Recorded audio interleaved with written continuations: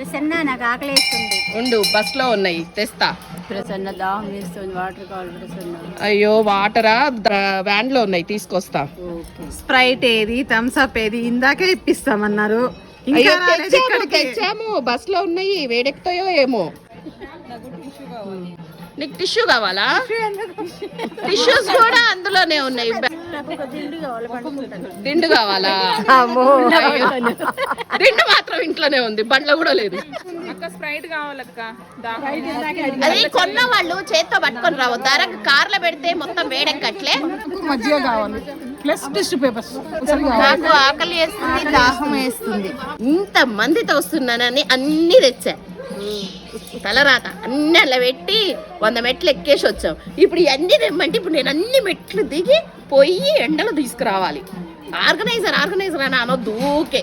వెళ్తే పొట్ట తగ్గుతుంది అబ్బా. యోగా టీచర్ మాత్రం టూర్లో పట్టుకోకండి.